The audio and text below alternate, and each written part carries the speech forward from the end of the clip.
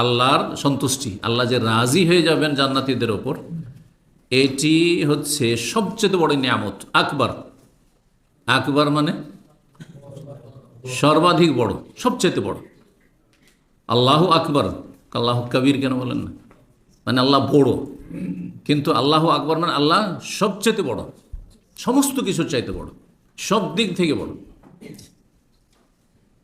অত্যন্ত ব্যাপক কথা এই তাকবীর। জি, আল্লাহ আজম বা আল্লাহ আর কিছু, আল্লাহর গুণবাচক মেলা কিছু রয়েছে। আল্লাহ জলিল, আল্লাহ আজিম, আল্লাহ জাল্লা জালালহু, বহু কিছু রয়েছে গুণবাচক। কিন্তু আল্লাহু আকবার দিয়েই সালাত পড়তে হবে, আল্লাহ আকবার দিয়ে আজান দিতে হবে, আল্লাহ আকবার দিয়ে একামত হবে। কেন? আল্লাহ সব কিছুর চাইতে বড়। এটা শুধু মৌখিক বিষয় নয়। আজকালকার মুসলিমরা অধিকাংশ এটাকে মৌখিক একটা তাকবীর মনে করে, একটা জিকির। হ্যাঁ, ব্যাস না, এটা আপনার জিকিরের আগে, আপনার আজান একামত বাচনিক ইবাদতের আগে, এটা আপনার ইমানের বিষয়, আকীদার বিষয়।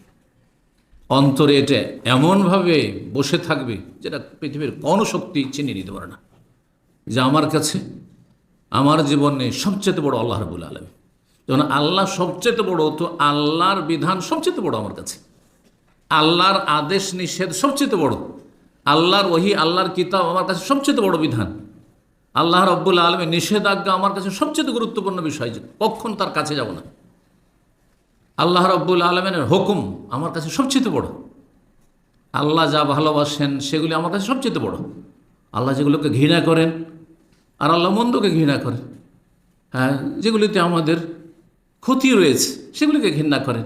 দুনিয়ায় ক্ষতি রয়েছে, আখিরাতে ক্ষতি রয়েছে, আপনার ইমানের ক্ষতি রয়েছে, না শারীরিক ক্ষতি রয়েছে, মানসিক ক্ষতি রয়েছে, পারিবারিক ক্ষতি রয়েছে, আর্থিক ক্ষতি রয়েছে। দেখেন, এমন কিছু হারাম নেই যাতে ক্ষতি নেই। যা হারাম তাতে অবশ্যই ক্ষতি আছে। আপনার ব্রেন, জ্ঞান, বুদ্ধি, গবেষণা সেখানে পৌঁছতে পারে তো ভালো, আলহামদুলিল্লাহ। না পৌঁছতে পারে তো আপনার আমার দুর্বলতা। কিন্তু আল্লাহ কেন এগুলোকে হারাম করেছেন আর এগুলোকে হালাল কেন করেছেন? অবশ্যই যেটা আমাদের জন্য উপকারী সেটাকে আল্লাহ হালাল করেছেন, তাইয়্যিবাত। আর যেগুলি আমাদের জন্য অপকারী সেগুলি খাবাইস, নোংরা। ওয়া ইউহাররিমু আলাইহিমুল খাবাইস, আল্লাহ খাবাইসকে, নোংরা বস্তুগুলিকে হারাম করেছেন আল্লাহ রাব্বুল আলামিন। তো আকবার, আল্লাহ সবচেয়ে বড়। ওই রকমই আল্লাহর সন্তুষ্টি জান্নাতে সবচেয়ে বড় নিয়ামত হবে। আর রিদওয়ান মিনাল্লাহ আকবার, এই আয়াতে, এই অংশে জান্নাতের সবচেয়ে বড় নিয়ামত, মানুষের ওপর সবচেয়ে বড় নিয়ামতের কথা উল্লেখ করা হয়েছে। সেটি হচ্ছে আল্লাহর রেজামন্দি বা আল্লাহর সন্তুষ্টি। আল্লাহ রাজি হয়ে যাবেন, আল্লাহর সন্তুষ্টির ঘোষণা করে দেবেন, যার পর আর কোনো রকমের আশঙ্কা থাকবে না, কোনো রকমের টেনশন থাকবে না। দেখুন, আমরা যে যেখানে আছি, আপনার বস, যার প্রতিষ্ঠান, যে সব কিছুর মালিক, হ্যাঁ, যার হাতে ইচ্ছা করলে এক্ষুনি আপনাকে ওপরে উঠিয়ে দিতে পারে দুনিয়ার ক্ষেত্রে, হ্যাঁ, প্রমোশন দিয়ে, আবার আপনাকে এক্ষুনি তাড়িয়ে দিতে পারে, ঠিক না? যতই সন্তুষ্ট থাক না কেন, কিন্তু কোনো নিশ্চয়তা নেই। এখন সন্তুষ্ট, আজকে বেশ ভালো অবস্থায় এসছেন, দেখা সাক্ষাৎ করে, হয়তো সকালে গেলে তার চেহারা গিরগিটের মতো পাল্টিয়ে যেতে পারে, পরিবর্তন হয়ে যেতে পারে, চেনেই না আপনাকে। 20 বছর 30 বছর মানুষ কারো কাছে থেকেছে, ভালো সন্তোষজনক মানুষ ছিল, কোনোদিন কোনো অপ্রীতিকর অবস্থা তৈরি হয়নি। হ্যাঁ, তারপরে হঠাৎ করে সামান্য একটু কথার জন্য এমন তিক্ততা হলো যে সব কিছু যেন ভুলে গেছে,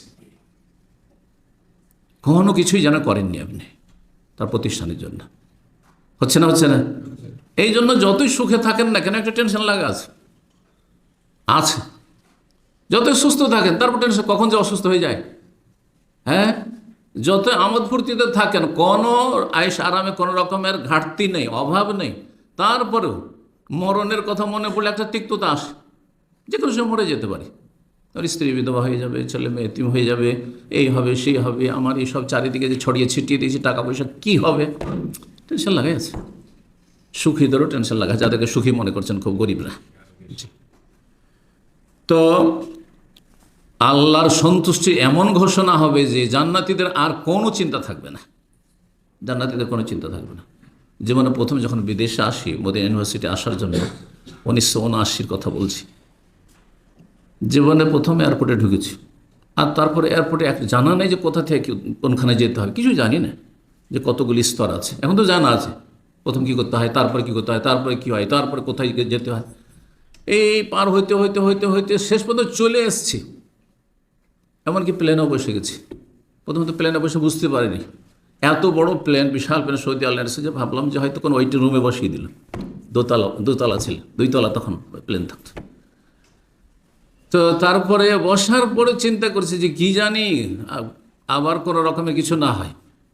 যদি এখানে এসে অনেক সময় হয় না, ট্রেনে বাসে চেক হয় না, টিকিট চেক হয়, আবার যদি কিছু হয়, আবার যদি কোথায়, যতক্ষণ না পৌঁছেছে মদিনাতুর রাসূল সাল্লাল্লাহু আলাইহি ওয়াসাল্লাম ততক্ষণ একটা অশান্তি আছে।